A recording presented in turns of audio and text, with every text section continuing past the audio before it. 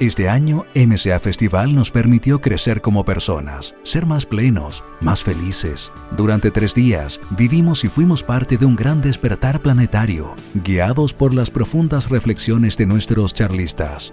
A ellos les decimos muchas gracias por darle vida y sentido a esta tremenda fiesta del desarrollo humano que integró a todos los ámbitos del crecimiento espiritual y personal, desde la salud, la ciencia y el medio ambiente, la espiritualidad, la calidad de vida y el cuidado del cuerpo, la mente y las emociones. A partir de este momento, MCA Radio se complace en entregarte de manera íntegra la conferencia de Amanda Céspedes. Muchas gracias. Qué emoción. Podría decir que esto está absolutamente lleno, pero no lo voy a decir porque la verdad es que no los veo. Tengo un foco acá y no veo nada, pero mientras estaba allá en la esquinita los veía y de verdad qué lindo, qué linda respuesta. Aquí ustedes están no por mí, ni por el doctor Neira, ni por el argentino que nos ha acompañado hace un rato atrás, sino que están por mente, cuerpo y alma, ¿no? Porque creen, porque confían y sobre todo porque están buscando. Las personas que están aquí están en una búsqueda necesaria, vital, importante y que de alguna manera es como una señal muy clara, muy evidente de que estamos en un cambio de era, que vamos hacia otro lugar. Y ese lugar va a ser un lugar bueno, sin duda alguna, va a ser un lugar amoroso, va a ser un lugar de paz, va a ser un lugar donde todos nos encontremos. Y este es un comienzo, ¿no? Todos los encuentros, mente, cuerpo y alma, son un comienzo. Y yo por eso accedí con mucho cariño hacia Edgardo y hacia quienes organizan esta actividad para traerles algo de nuestras reflexiones, de mis reflexiones acerca de lo que es hoy día esta tremendamente difícil tarea de ser educadores. Quizás algunos de ustedes vienen porque son papás, porque son mamás, y piensan que son los primeros educadores, sin duda alguna. Pero la verdad es que todos aquellos que tenemos alguna relación más o menos constante con los niños, somos educadores. Eso es lo terrible, ¿no? Eso es lo terrible, porque cuando yo digo esto, pensemos, ¿quiénes tienen un contacto más constante con los niños? A todos aquellos personajes que pasan por las pantallas y que de alguna manera están ejerciendo también una función educadora sobre nuestros niños. Yo pienso que es por ello, sobre todo por ello, que es más urgente que hagamos las cosas bien, que de alguna manera podamos aportar a la formación de los niños con mayor claridad, con mayor lucidez, porque son muchos, incontables, los que también están tratando de hacer la misma tarea. Y la pregunta es si verdaderamente lo están haciendo bien. Bueno, yo decidí acompañarme de algunas imágenes, algunas palabras que siempre ayudan a ir centrando las ideas. ¿Qué es esto? ¿Qué es esto que ven ustedes acá? Una persona plenamente feliz y consciente ejerce un efecto multiplicador, transformador y unificador en su entorno, en su ambiente, en las relaciones que establece, en todo lo que hace. Es una semilla para la gran transformación que la humanidad necesita y ya está viviendo. ¿Qué es? Es la inspiración de mente, cuerpo y alma. Pero tenemos que preguntarnos, esta inspiración, ¿a quién debe mover? ¿Quiénes deben moverse? 2 tipos de personas. Y esto es clave entenderlo. 2 tipos de personas que pueden transformar la humanidad ejerciendo un efecto transformador, unificador y multiplicador. ¿Quiénes son esas 2 personas?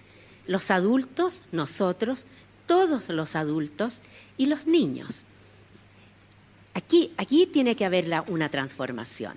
Ahora, y esto es tan obvio que a veces lo olvidamos. Los niños no pueden hacer nada solos sin nosotros. La verdad es que esto no es verdad. Esto que acabo de decir yo es algo que siempre repetimos. Pueden hacer muchas cosas solos, pero no se los permitimos. Y creemos que debemos ser educadores en todo momento. La verdad es que tenemos que cambiar todo, tenemos que cambiar la mirada sobre lo que hacemos y tenemos que cambiar también la mirada sobre los adultos y sobre los niños. Los niños, cuando hablamos de niños, pensemos desde los adolescentes o aborrecentes, ¿no?, como les dicen algunos, desde los adolescentes hacia los que están naciendo hoy día. Estos niños, los adolescentes de 17 años y los que están naciendo hoy día, van a atravesar todo este siglo. Todo.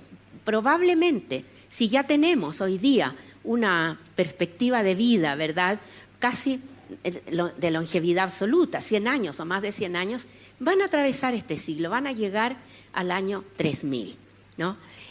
Este siglo 3000, hasta llegar al 3000, del 2000 al 3000, es... ¿Dije 2000? No, al 3000 eso es un milenio, ¿verdad? Sí, me equivoqué. Bueno, mi matemática hoy día no está muy buena. Del 2000 al 2100, ahí estamos bien, ya. Porque del 2000 al 3000, pensemos, no vamos a tener ni planeta, ¿no? Vamos a estar en algún exoplaneta, seguramente. Bueno, corrijo la matemática. Del 2000 al 2100 es el siglo de mayor incertidumbre que haya vivido probablemente el ser humano.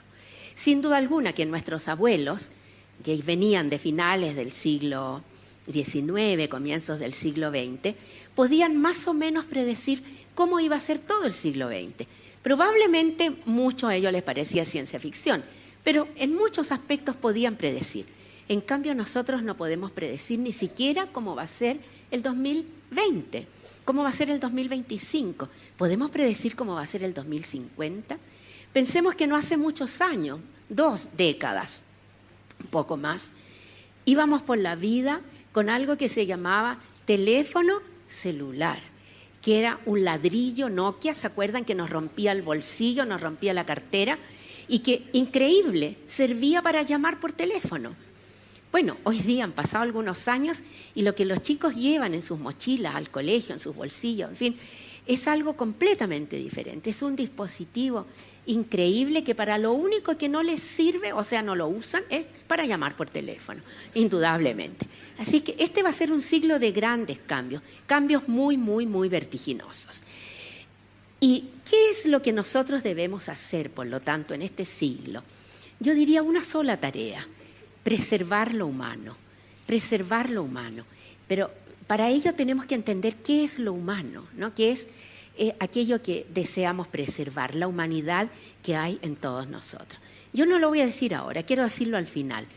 Al menos qué es para mí el concepto de humano, y que ustedes han venido acá, muchos de ustedes han leído mis libros.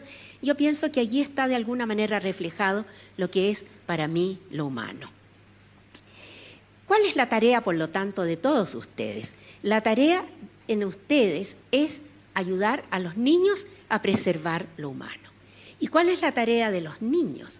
La tarea de los niños es actualizar un potencial que ya viene con ellos. Y esto es clave. Cuando a mí me invitan a hablar de educación, yo siento que mi misión en este momento, después de tantos años de trabajar en este ámbito con los niños, yo siento que mi tarea es decirles que los niños tienen todo.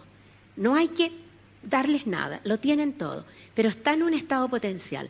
Y la imagen que se utiliza habitualmente es la imagen de la semilla, ¿verdad? Una semilla, tú la miras y no puedes creer que eso va a ser una planta. Y sin embargo lo es. Lo único que tienes que hacer es colocarla en tierra fértil. Bueno, los niños vienen con un potencial humano, de humanidad, que ya está programado en ellos, pero para poder actualizarlo nos necesita. Es decir, la actualización del potencial humano necesita educadores. Y por eso es tan urgente que nos preguntemos qué significa ser educadores. Y en esta tarea de preguntarnos es clave admitir que lo que sabemos de educar, lo que decimos que es educar, el concepto de lo que es educar, es equivocado, ¿no? Y eso yo se los quisiera transmitir hoy día. Lo que nosotros empleamos como concepto de educación está equivocado. De manera que en este encuentro de mente, cuerpo y alma, la invitación es cambiemos el concepto de educación, ¿no? Y cambiarlo cuesta mucho. Ya el doctor Neira nos hablaba hace un rato atrás de los llamados sistemas de creencias, ¿no? Que son convicciones profundamente arraigadas en nosotros. Muchas de ellas son inconscientes. Y en esos sistemas de creencias tenemos profundamente arraigado lo que es educar. Y yo quiero invitarles a que ustedes se pregunten, cada uno de ustedes acá, si verdaderamente ese concepto que ustedes tienen es el que deben tener, o a lo mejor han tenido por mucho tiempo un concepto equivocado, ¿no? La tarea, por lo tanto, de educar se complementa con la tarea del niño de actualizar su potencial. Y estas dos tareas son urgentes. ¿Para qué? Para que el niño atraviese este siglo, llegue a viejo en el 2100, no en el 3000, en el 2100, y llegue humano, y llegue a finales de este siglo habiendo preservado la humanidad, ¿no? Eso es clave. ¿Y por qué es clave? Porque este siglo es muy raro, va a ser muy raro, ya está siendo muy raro. Y es un siglo que de alguna manera invita a no ser humano. Y no ser humano no es, como mucha gente cree, es ser animal, porque los animales en muchos aspectos tienen mucha más humanidad que los mismos humanos, ¿no? No ser humano es ser deshumano, de verse deshumanizado. Ese es el peligro que, a mi juicio, enfrentamos en este siglo, ¿ya? Y como dice acá Mafalda, ¿no? Mafalda ayuda muchísimo, muy saludables los nuevos vientos que soplan, pero lástima con un maldito olor a naftalina. ¿Qué quieren decir con esto? Que tenemos que abandonar los viejos modelos educativos y tenemos que comenzar por preguntarnos, ¿qué es educar? Vuelvo a insistir, yo voy a estar constantemente insistiendo en esto. Tenemos que hacernos preguntas. Y estas preguntas no son para preguntarnos y respondernos, son para que nos atrevamos a hacer un cambio. Es un cambio radical. Este cambio radical, por lo tanto, el primer paso que tenemos que hacer es comencemos a revisar los conceptos, porque muchos de los conceptos que hoy día empleamos son muy peligrosos, ¿no? Y contribuyen a perpetuar el camino hacia la deshumanización. Es decir, por un lado, queremos preservar lo humano en el tránsito de los niños durante este siglo, a lo largo de este siglo, y por otro lado, si seguimos haciendo lo mismo, vamos a contribuir a una progresiva deshumanización. Les quiero poner un ejemplo que lo he puesto en este mes y en el mes de agosto varias veces porque me impresionó mucho. Yo vivo en una avenida, Avenida Padre Hurtado, y cerca de mi casa hay un centro de trabajo con niños, ¿no? Allí hay psicopedagogos, hay fonoaudiólogos. Es un centro multidisciplinario muy bueno, que se llama Timón. ¿No? Le estoy haciendo propaganda, no me di cuenta. Bueno, voy caminando yo hacia el Alto Las Condes, no porque me gusten los malls, sino porque ahí está el Jumbo, y voy a comprar. Y vamos saliendo una mamá joven, ¿no? Yo diría clase media alta. Podría haber sido de cualquier otra clase social, porque lo que voy a contar es transversal a todas las clases sociales. Va con una niñita de unos 3, 4 años y la va tironeando como si fuera, no sé, un saco, ¿no? La zamarrea. El concepto claro y verdadero era que la iba zamarreando. Yo en ese momento me alerté, porque a esta altura ya me he convertido en alguien que siempre interviene cuando hay estas situaciones, ¿no? El resultado es espléndido. Me he llevado carterazos, me he llevado insultos, me he llevado, muchos insultos. El peor que he recibido, que me carga recibirlo, pero siempre lo recibo. ¿Y qué te metís tú, vieja? Se me acerco y le digo, señora, ¿por qué la zamarrea? ¿Qué le hizo la niñita tan pequeña? Ay, ¿y qué se mete usted? Me dice. Mire, para que sepa la estoy educando. ¿Y le está educando para qué? Le digo. Bueno, porque se portó pésimo ahí con la fonoaudióloga y me dejó en vergüenza y por eso la tengo que educar. Y así la voy a educar. Entonces yo dije, esta señora refrenda, ¿no? Comprueba lo que yo digo. Estamos muy equivocados. Tenemos que cambiar los conceptos, tenemos que hacerlos conscientes, porque en el sistema de creencias esto no se hace muchas veces consciente y lo seguimos manteniendo, ¿ya? Cuando nosotros decimos que nuestros métodos educativos contribuyen a la deshumanización, esto es deshumanización y esto puede atravesar el siglo. Nosotros creemos que es hoy día, pero puede atravesar el siglo. La exclusión social la vamos a perpetuar el maltrato. El maltrato a los niños es un maltrato perpetuo porque el niño crece y es maltratador, ¿verdad? Y tiene hijos y esos hijos van a ser maltratadores. Vamos a perpetuar el abuso, vamos a perpetuar la pobreza, vamos a perpetuar la violencia social, la violencia oculta, la violencia que llaman simbólica, ¿no? que está presente en todas partes acá en este país y en muchos otros lugares del planeta. Eso es deshumanización, ¿no? Vamos a perpetuarlo. Por lo tanto, la invitación es cambiemos un poco, no cambiemos un poco, cambiemos todo, ¿no? Que cuando cambiamos un poco a veces no cambiamos nada. Veamos algunos conceptos. El niño, ¿ya? ¿Quién es el niño? Yo ya les dije, el niño es una simiente, es una semilla. El niño viene al mundo con un potencial de humanidad extraordinario. Eso significa que si confiáramos en los niños, si los dejáramos ser lo que son, los niños perpetuarían la humanidad, no continuarían la humanidad y lucharían contra la deshumanización. El problema es que para poder actualizar su potencial, el niño nos necesita. El niño necesita al educador. Y como decía una vez una maestra de escuela, ¿no? Que sale de la escuela tomándose la cabeza así, afligidísima. ¡Ay, Dios mío, Dios mío! Y se encuentra con otra profesora que le dice, apuesto que los chiquillos te tienen hasta acá. No, dice, mis alumnos los amo, los adoro, si solo fueran huérfanos. Claro, si solo fueran huérfanos, indudablemente, ¿no? Muchas veces somos nosotros los que arruinamos.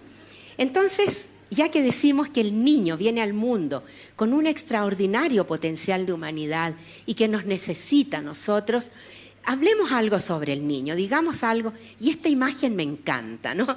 Yo no quiero referirme al sobrepeso, pero la verdad es que papá y mamá están allí, ¿no? Sosteniendo a este niño, elevándolo para que se equilibre con sabiduría en la cuerda floja. Hagamos algunos acuerdos acerca de los niños. Yo voy a hablar de los niños, pero ¿de qué niños? Vamos a hablar de la infancia, que son los primeros 10 años de la vida. Los primeros 5, la primera infancia, ¿no? Y los segundos 5, la niñez. Acá se escribe el libro de la vida. Acá vamos a escribir este siglo. Lo que hagamos con los niños que hoy día tienen entre 0 y 10 años va a escribir el destino de todo lo que va a pasar en este siglo. Y ya les he dicho, si el niño lo escribiera solo, el niño lo puede hacer porque viene con un potencial de humanidad maravilloso. El dilema es que, por desgracia, nos necesita a nosotros.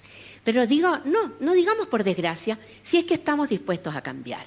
Pero quiero decirles algo, cambiar los prejuicios es extraordinariamente difícil, es muy complejo. Recuerdo un papá que yo le decía, su hijo no se va a portar tan mal si usted cambia, si usted no utiliza el método que está utilizando para acompañarlo en la educación. Y su método es largo, tiene hebilla, tiene hoyitos, y se usa también como cinturón, ¿no? Ese método a mí no me gusta. Y me dice, mire doctora, a mí no me venga con esas porque a mí me criaron así y ya ve, soy un hombre recto, muy buen hombre. Y yo pensé para mis adentro, tengo mis dudas, ¿no? Pero él confiaba en esto. Bueno, los sistemas de creencias son así. Así me educaron a mí, así voy a seguir educando yo. En primera infancia, volviendo al tema, los 0 a 5 años, yo insisto mucho, y esto es una de las áreas que más me gusta, trabajar con los educadores de párvulos y con las familias. Acá se siembra la gran mayoría de todo lo que va a ser esa persona para adelante, ¿no? Los primeros 5 años yo digo que son fundacionales. Y luego vienen los próximos 5, de los 5 a los 10, en que todo aquello que no hicimos bien lo podemos todavía enmendar.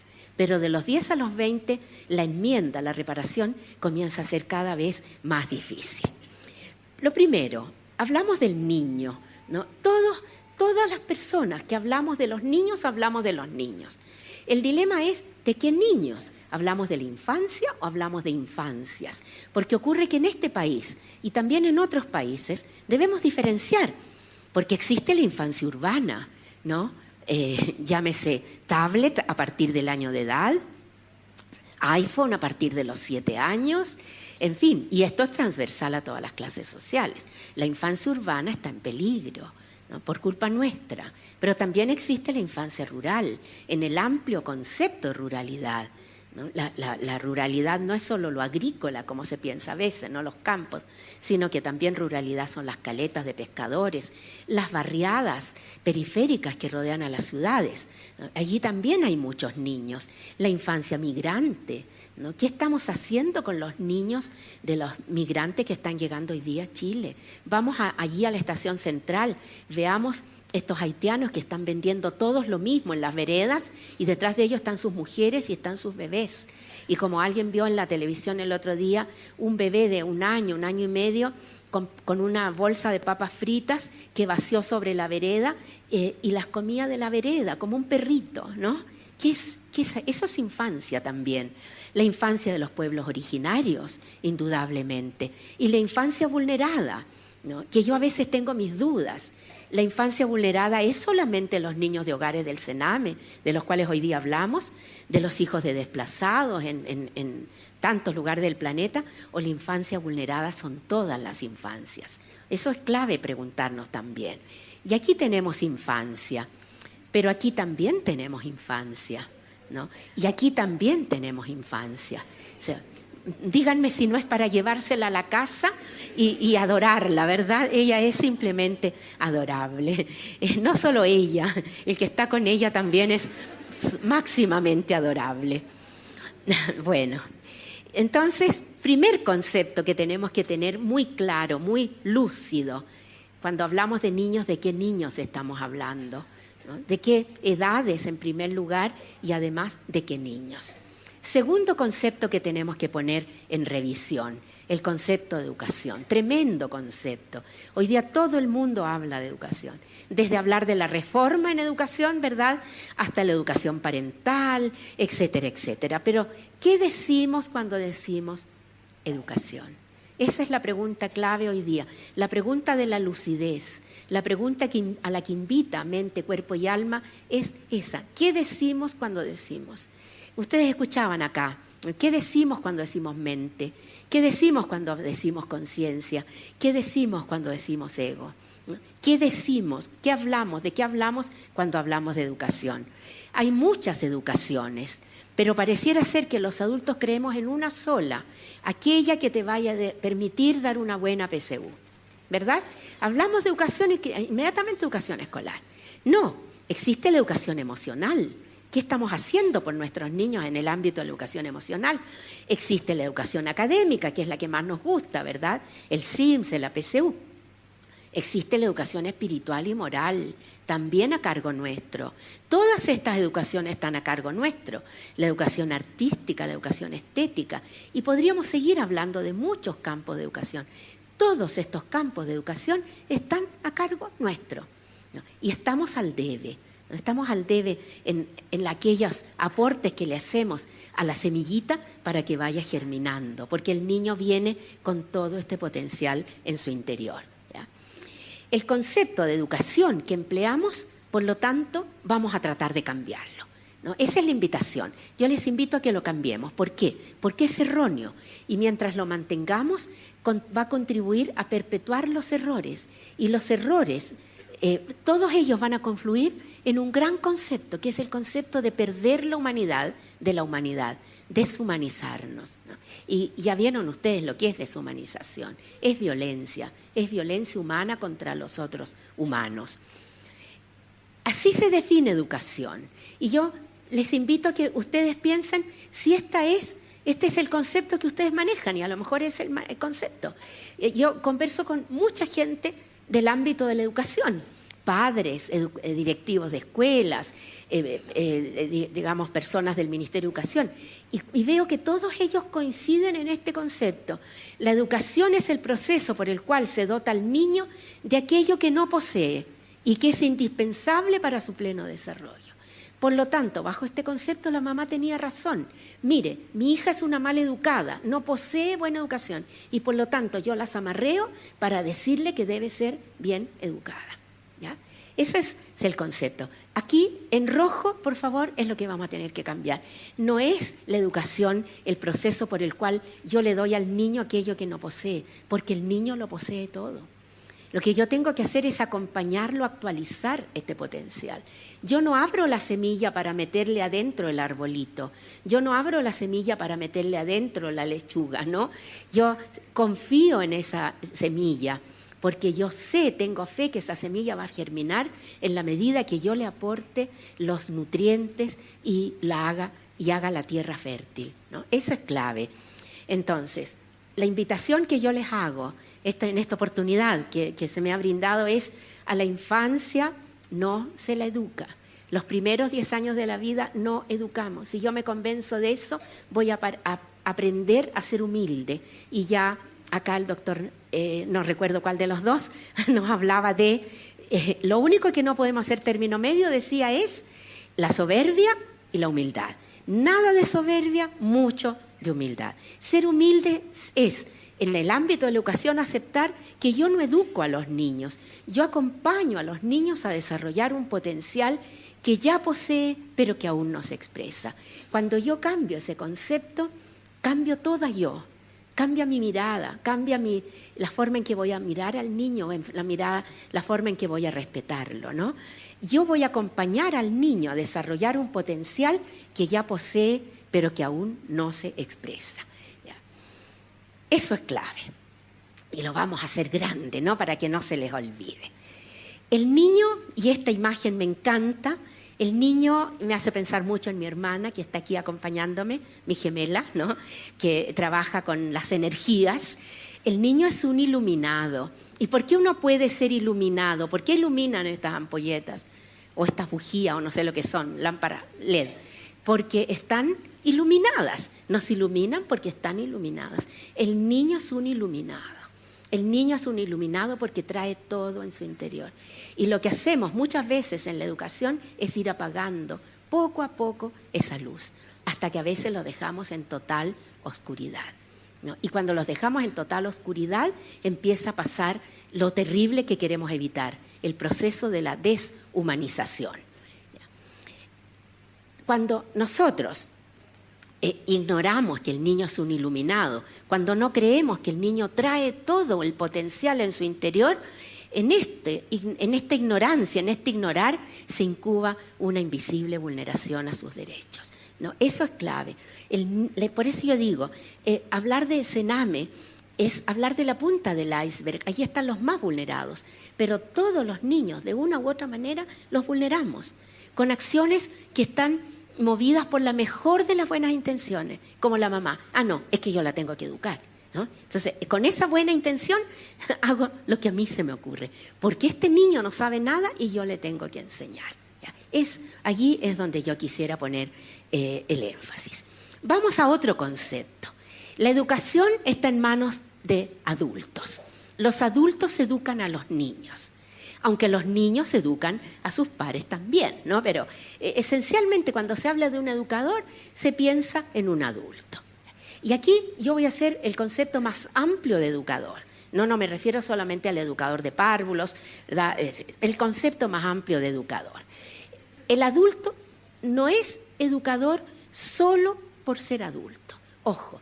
Esto es clave, esto yo me lo tengo que sacar de la mente. Yo no educo a los niños solo porque soy adulto, porque el 80% de los adultos comete errores muy graves, ¿verdad?, al confiar en esta creencia. No, es que yo le tengo que educar porque a mí me tiene que obedecer porque yo soy el adulto. No por ser adulto tú eres educador. Ser educador es un título nobiliario que tú te lo tienes que ganar. ¿Y quién te lo otorga? El niño. Ahí está la clave. El niño te va a dar el título nobiliario de educador. Según tus acciones, ese niño te va a validar o te va a invalidar como educador. Porque el 80% de los adultos cometen errores muy graves. Los cometemos. No me gusta hablar, no incluirme, porque yo también he cometido grandes errores y los sigo cometiendo, ¿no? Entonces esta imagen del adulto con los niños tan linda, ¿no? En no sé qué material será ese, granito, piedra, es muy linda, pero es absolutamente idílica, es absolutamente poética, pero no es así, no es así, porque los padres, partiendo por los padres, no siempre son los primeros educadores de los niños. Y hay muchos niños sin padres, qué terrible. ¿Por qué hay tantos niños sin padres? Porque aún teniéndolos, no los tienen. Tienen un papá y tienen una mamá, y a lo mejor tienen otros adultos, pero no los tienen. Hay muchos niños sin padres aún teniéndolos. Estos niños sin padres aún teniéndolos son los más desprotegidos. Así como hay muchos niños que tienen otros educadores, pero no los tienen y están igualmente desprotegidos, ¿no?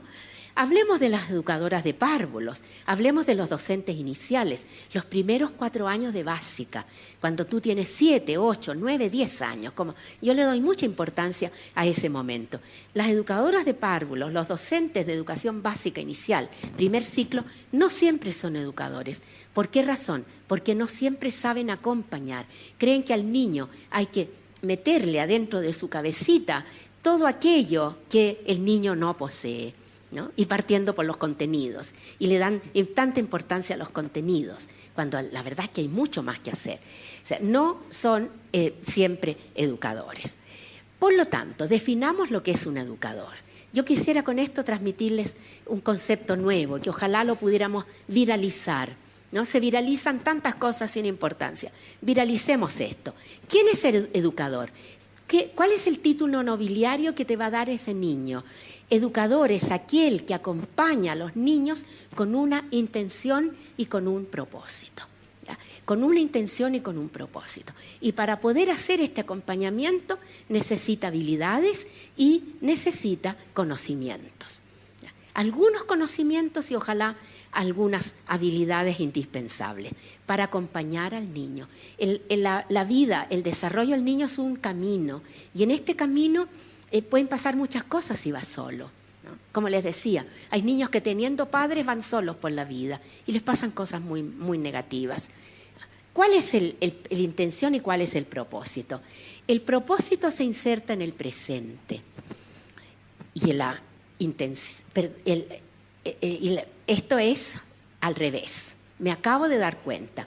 La intención se inserta en el presente y el propósito se inserta en el futuro. Así es que den vuelta el celular para que la foto les salga, ¿no? Al revés. El propósito se inserta en el futuro y la intención se inserta en el presente. ¿Ya? La intención va cambiando a medida que los niños van creciendo, obviamente, porque el presente va cambiando. El presente de un niño pequeño no va a ser el presente cuando ese niño tenga 9 o 10 años. Pero el propósito es siempre el mismo y el propósito es el que mira al futuro. ¿Cuál es el propósito? Formar las mejores personas para este siglo, formar las mejores personas. Y cuando decimos persona tenemos que pensar en el concepto de persona, ¿no? La persona humana. Ese es nuestro propósito. Para ello entonces el educador que va a acompañar al niño con una intención y un propósito, debe poseer ciertas pericias y debe tener ciertos conocimientos. Me voy a detener un poco en el tema de la intención. Es acompañar al niño en el presente y mi intención va cambiando a medida que el niño va creciendo. Y les invito a preguntarse si ustedes no hacen lo mismo que hace esta mamá, que tiene 4 niños, una chica de 17, un chico de 14, un chico de 9 y una chiquita de 3. Y la chiquita de 3 se portó mal, ¿no? Tuvo una conducta reprobable. Y le va a la mamá y le dice, pásame la tablet. En 5 días más te la entrego. Y anda a pensar en lo que hiciste. Ahora se portó mal el de 9, ¿no? Entonces va a la mamá y le dice, pásame el iPhone. En una semana más te lo entrego, si es que te portas bien. Ahora va donde el de 13, ¿no? ¿Qué le puede quitar al de 13? La tablet, el celular y a lo mejor el laptop, ¿no? Y además el permiso para salir. Y ahora va donde la de 17, ¿era hombre o mujer? No me acuerdo. Mujer, ya, la de 17, ya. No puedes ver a tu pololo, le quita el pololo, ¿no? 7 días sin ver al pololo. y un mes sin salir a fiestas. Esa mamá cree que educa, cree que tiene que dotar al niño de algo que el niño no tiene, ¿no? Que es portarse bien, pero no tiene una intención, no sabe cuál es la intención, la ignora, por lo tanto hace siempre lo mismo. El acompañamiento intencionado te tiene que permitir que tú vayas sabiendo a qué acompañar al niño en cada momento. Al de 4, al de 3 se le acompaña de una manera, con un objetivo, al de 9 con otro objetivo, al de 13, al de 17, como digo siempre yo, y hay algunos que han ido a mi seminario, me han escuchado, ¿qué es lo que digo yo con el de 17? ¿Cómo se le acompaña? De ninguna manera. Lo único que hay que hacer es encomendárselo al Padre Pío. ¿Ah? Eso es lo mejor. Se lo encomiendan al Padre Pío. ¿Cómo acompañas a uno de 17? Imposible, ¿verdad? Imposible. No lo puedes hacer. Por lo tanto, ahí lo único que uno puede hacer es encomendarlo desde el corazón. Y el Padre Pío lo hace perfecto. Va realmente garantizado. Ya. Una de las frases, de los comentarios que a mí más me desespera, me provoca una alergia intensa, es que nadie nos enseña a ser padres. Y se justifican los errores con esta frase, es que nadie nos enseña a ser padres. ¿Saben qué? Sabemos ser padres con una sabiduría extraordinaria. ¿Por qué razón? Porque las habilidades y los conocimientos están escritos en nuestros genes, porque somos padres desde que fuimos los primeros en el planeta. No. Llevamos miles y miles y miles de años ejercitando estas habilidades y estos conocimientos. Desde que estamos en el planeta hemos sido padres y hemos tenido hijos, porque si no nos habríamos extinguido. Entonces, todos ustedes saben ser padres y todos ustedes saben ser educadores, en el más amplio sentido de la palabra, ¿no? Pero, ¿qué pasa? Que la vida misma se encarga de hacer muy difícil la tarea. Como digo siempre yo, la voz del genoma es muy sutil, es tan inaudible que preferimos escuchar la voz del programa en el canal tanto, de los especialistas que hablan en el canal tanto, casi dije el canal, pero menos mal que no, y casi dije el nombre del especialista también, pero bueno, me cuidé, ¿ya? Preferimos escuchar esas voces, preferimos incluso leer a la doctora Céspedes, ¿no? Niños con pataletas. Pero la verdad es que tenemos genes que nos hablan y nos dicen, haz esto, haz lo otro. Ya les voy a mostrar cómo hacer más audible la voz de nuestros genes en la tarea de ser educadores. No hay un secreto, hay unos audífonos Bluetooth que venden, yo les voy a dar la dirección, ¿ya? Y van a saber dónde. Ya. Veamos algo de los conocimientos cuando tenemos 17 minutos para continuar. ¿Cuáles son los conocimientos que es preciso tener? Los niños tienen que cumplir ciertas tareas para ir creciendo, ¿no? El crecimiento emocional, el crecimiento integral. Y cada edad tiene sus tareas. Por lo tanto, la mamá que le quita la tablet al de 3, que le quita el iPhone al de 9, esa mamá desconoce esto, porque desconoce que hay ciertos momentos en que los niños tienen que cumplir ciertas tareas. Y los padres y los educadores, aquí debería decir los educadores más bien, les acompañan a alcanzar esas metas. Nosotros somos acompañantes intencionados. Ahora ya lo descubrimos. ¿Qué es ser acompañante intencionado? Es acompañar a cumplir ciertas metas. ¿Cuál es la intención? La intención es que se cumplan esas metas y por lo tanto la intención va cambiando a medida que el niño va creciendo, ¿verdad? ¿Cuál es la intención, la gran intención? ¿A qué los tenemos que acompañar de los 0 a los 5 años? ¿Cuál es la intención? Que el niño aprenda a confiar. El niño viene convencido de algo que pudiera parecer pura literatura, que nosotros somos muy buenos, que tenemos un corazón enorme, que somos puro amor y pura generosidad. Y así nos sonríe el bebé, arrobado. ¡Qué bueno es la gente! ¿No? ¡Qué lindos son los adultos! Y tenemos que acompañarlo los primeros 5 años a que esto que el niño cree sea cierto. Tenemos que acompañarlo a confiar.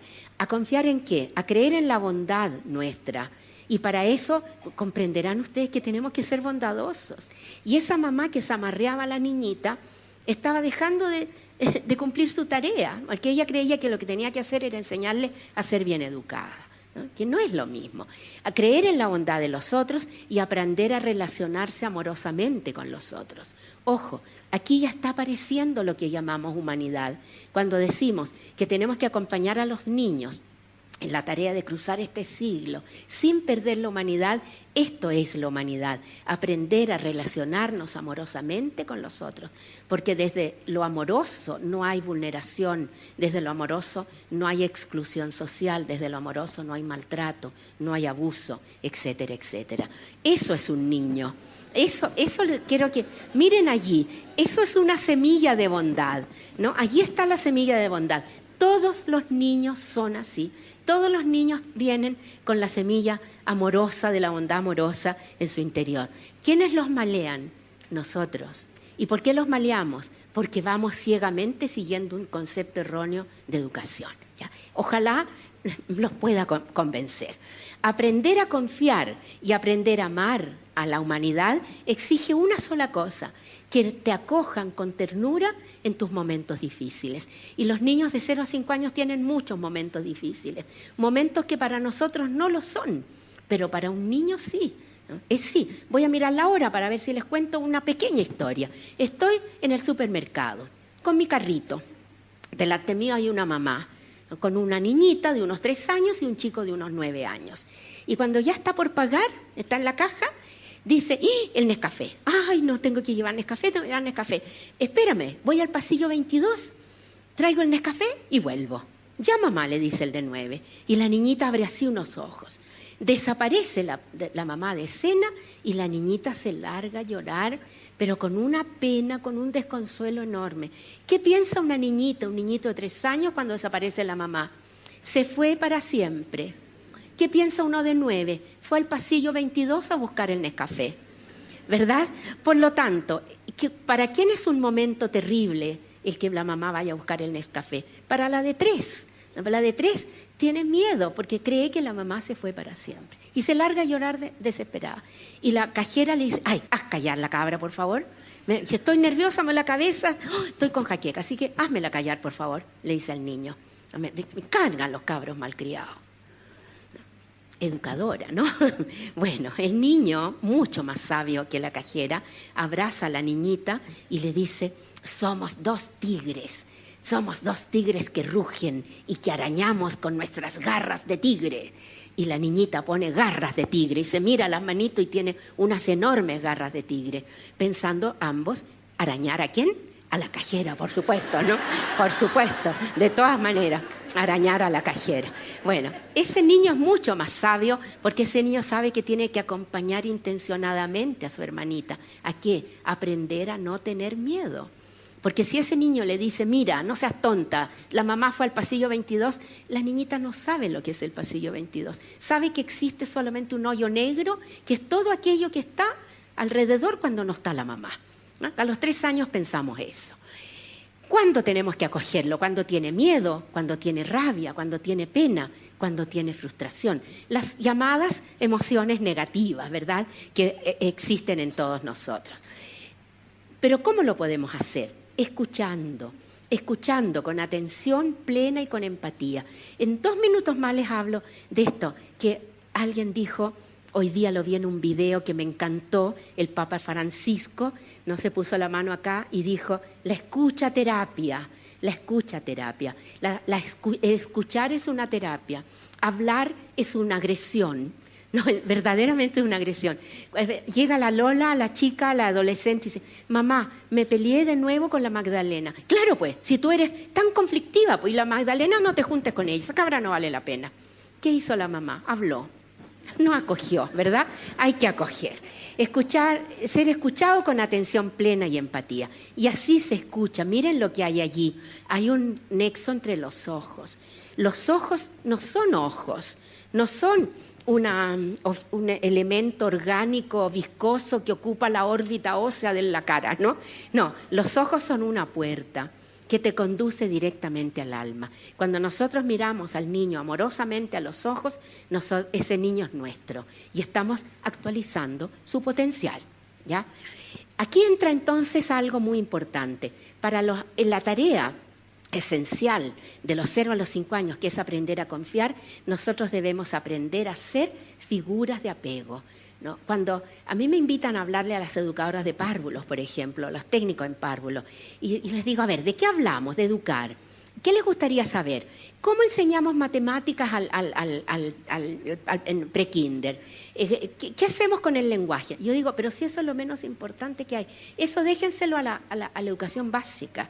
Lo que tenemos que nosotros hacer es enseñarles a confiar, ¿no? Esa es nuestra tarea fundamental. ¿Y cómo tenemos que hacerlo? Sabiendo ser figura de apego. ¿Y qué es una figura de apego? Lo que hizo el hermanito cuando la toma la niñita, ¿verdad? Y le dice, somos 2 tigres. Activa la imaginación, la fantasía, como un recurso para que el niño se calme. Eso es ser figura de apego. Y me encanta esta frase que viene de la Amazonía, ¿no? De los aborígenes amazónicos, que son expertos en activar sus genes de educación de niños, ¿no? Allí sí que saben educar niños. Ellos dicen, a los niños pequeños se les educa hablándoles al oído. Si jamás hables al niño en voz alta, nunca le digas, pero ¿cuándo vas a aprender? Ándate a tu pieza y medita en lo que estás haciendo. Si es un niño pequeño, yo le tengo que hablar al oído con máxima dulzura. ¿Y por qué razón? Porque ellos a esa edad imitan al adulto en todo. ¿Y por qué nos imitan? Porque nos ven perfectos. Mira qué tremenda pérdida de tiempo tenía esa mamá zamarreando a la niñita, cuando si le hubiese hablado en voz amorosa, ¿no? Esa niñita lo hubiese imitado y hubiese sido gentil la próxima vez. A los niños se les educa hablándoles al oído porque nosotros nos ven como perfectos y nos imitan. Y si yo le hablo al oído a un niño, suavecito, ¿no? Ese niño me va a hablar suavecito y les va a hablar suavecito a todos. ¿Cuál es la tarea, la gran tarea de los 7 a los 12? De los 7 a los 12, la intención del acompañamiento al niño es acompañarles a ser reflexivos. La gran capacidad reflexiva del ser humano comienza a desarrollarse a los 7 años y ojalá ya estuviese muy bien desarrollada a los 14, a los 15, cuando se lo vamos a entregar al Padre Pío, ¿verdad? Por lo menos el Padre Pío exige un chico reflexivo. ¿Qué significa ser reflexivo? Pensar antes de actuar, ¿no? Y esto es terrible, lo que está pasando en Chile hoy día. Tenemos un porcentaje enorme de adultos que no piensan, actúan, ¿no? Te echan el auto encima, te garabatean, te insultan. Cuando van a resolver un conflicto a la escuela, le tiran una silla a la directora. Es decir, no piensan. Hay que enseñar a pensar antes de actuar. Y aquí tenemos un simple ejemplo, cuando ya tenemos 8 minutos, una niñita de 8 o 9 años. Todas mis amigas tienen celular con Wi-Fi y se sacan fotos y están en grupos de WhatsApp. Le diré a mamá que quiero un celular.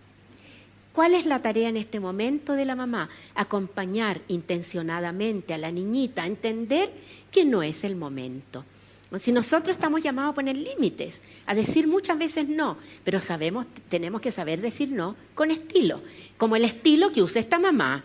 Cualquier similitud con la vida real es pura coincidencia. Mira, a los 9 años no vas a tener celular, me tienes aburrida pidiendo y pidiendo. Te voy a castigar si vuelves a tocar el tema. Cualquier similitud con la vida real es pura coincidencia. Esta mamá no sabe acompañar, esta mamá cree que educar es imponer. Pobre de ti que me vuelvas a decir lo mismo, ¿no? O sea, ¿y qué conclusión saca la niñita? Mi mamá no me quiere. Mi mamá no me quiere. ¿Cuántos niños que yo les pregunto, ¿tu mamá te quiere? Depende. ¿De qué depende? Que me porte bien.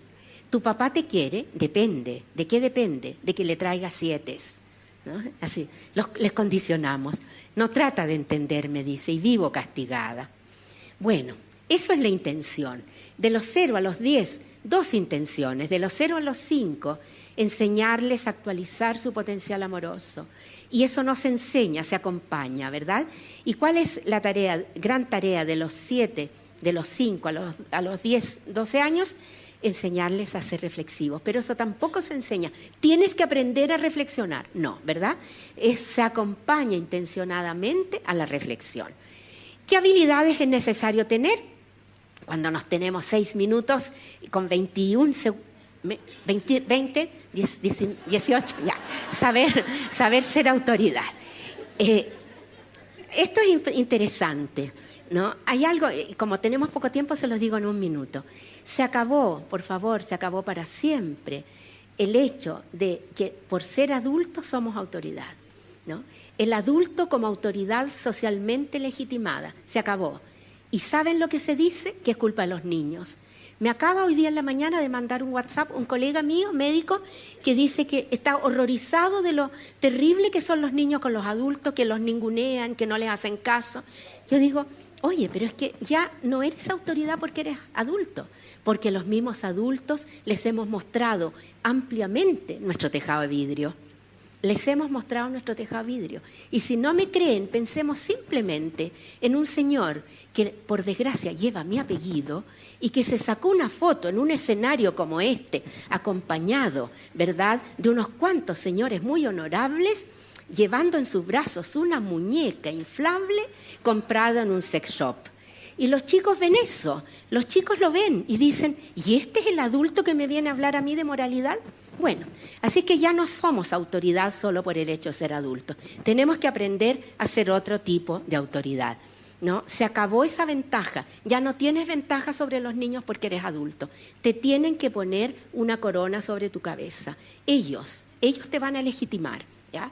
Al fracasar como autoridad legitimada, usamos un recurso educativo que se da en 3 tiempos. Como se acuerdan los chistes en 3 actos, primer acto, segundo acto, tercer acto. Bueno, este es un mal chiste también.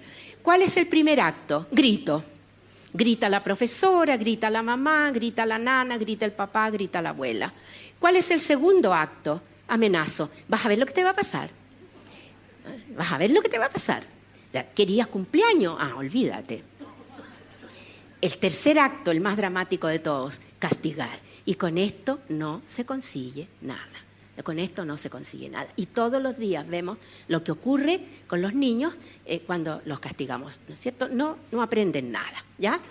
Por lo tanto, la invitación cuando tenemos 3 minutos es debemos legitimarlos ante ellos para ser mirados como autoridad. ¿Y cómo nos legitimamos? Acá, en 3 minutos, les digo 2 recetas que son infalibles, ¿no? Y que debemos practicarlas. Tienes que aprender a comunicarte con ellos de manera efectiva y afectiva. Esto es muy largo, no podríamos desarrollarlo, pero comunicarse, saber escuchar. Papa Francisco, escucha terapia, escucha a los niños, después hablas, después que los hayas escuchado. Y la segunda receta es, practica la R buena y deja de lado la R mala. ¿Cuál es el secreto de las 2 R? La R, la primera R, la más común de todas.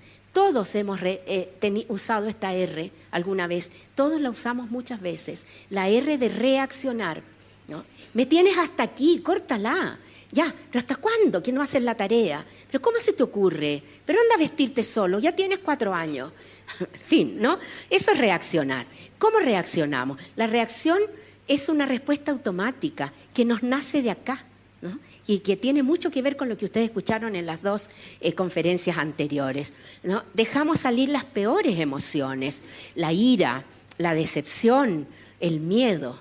Y así, si yo tengo miedo porque mi hija tiene 14 años, salió a la casa de una amiga, dijo que volvía a las 5 de la tarde y volvió a las 8. De puro miedo de que le haya pasado algo, le abro la puerta y le digo, ándate a tu pieza, castiga, 3 meses sin salir. Reacción, ¿no? En vez de abrazarle y decirle, mi amor, estaba tan preocupada por ti, ¿qué pasó? ¿Qué pasó? No, escucho, ¿qué pasó? Nada, a tu pieza, castigada. O sea, eso es reacción. ¿Qué logras con la reacción? Que el niño crezca y actualice estas emociones, las mismas, la ira, la decepción, el miedo, con ira, con decepción. Pero ¿qué conseguimos especialmente? Que los niños recelen de nosotros. Fíjense ustedes que a lo largo de todos los siglos los niños han vivido recelando de los adultos, ¿no? Si hay alguna característica que ha marcado al ser niño a lo largo de los siglos es recelar del adulto. Este es el único siglo en que nosotros, por nuestras acciones, podemos lograr que los niños no recelen de nosotros. Miren qué linda invitación. Ojalá que no recelen de nosotros, porque recelar es eso. ¿no? Eso es el recelo, que ese niño se está preguntando, pero ¿cómo puedo creer en mi maestra que me dice que me quiere cuando me humilla delante de todos mis compañeros? ¿Cómo puedo creer en mi mamá que dice que me quiere y me golpea? ¿Cómo puedo creer en mi papá? Eso es el recelo. Por lo tanto, cuando tengo 1 minuto con 8 segundos, R de responder. ¿Qué es la R de responder? Lo que no hace el 80% de los adultos, ¿no? Y que la invitación en esta conferencia es hacerlo. ¿A qué se refiere la R de responder? Más que mostrarlo en una diapositiva, se los voy a mostrar con un gesto. Nosotros tenemos 2 cerebros, en realidad 3, en realidad 4. Ya, pero no vamos a hablar de los 4 porque no tenemos tiempo. Tenemos 2 cerebros aquí en la cabeza, hemisferio izquierdo, hemisferio derecho, pero tenemos otro cerebro que es más importante que este y que está aquí. ¿Cómo se llama? El corazón. El corazón es un enorme cerebro con una vibración energética enorme y el cerebro es siempre el que primero responde. Dije todo mal. El corazón es el primero que responde y luego invita al cerebro a responder. Cuando tú no escuchas la voz del corazón, reaccionas. Me tienes aburrida, no sé a quién saliste. Mente, ¿no? Habló el cerebro. Pero si tú hubieras escuchado al corazón, hubieras dicho, a ver, mi amor, ¿qué pasó? ¿Por qué actuaste de esta manera? El corazón, ¿ya? ¿Qué es responder? Responder es escuchar la voz del corazón. El corazón le habla al cerebro y la voz llega con una cierta tardanza, 3 segundos. Y es muy difícil de escuchar, es casi inaudible, ¿no? El corazón vocifera, pero el ruido que tenemos aquí adentro, que ya se encargaron los 2 conferencistas anteriores de mostrarnos este ruido, no deja que escuchemos esa voz. Por lo tanto, y con esto termino, cuando son 000, les digo, la invitación que les hicieron los conferencistas anteriores es muy legítima, porque si no aprendemos a hacer silencio interior, nunca vamos a escuchar la voz del corazón. Y los niños van a llegar a ser adultos en el 2100 iguales a nosotros. Y la pregunta es, ¿queremos que sean iguales a nosotros? Muchas gracias. Muchas gracias. Y así termina la conferencia de Amanda Céspedes. Los invitamos a escuchar cada lunes y miércoles a las 19 horas las charlas de grandes relatores que estuvieron presentes en MCA Festival 2017, con repetición cada sábado y domingo a las 11 horas. Somos MCA Radio, mente, cuerpo y alma.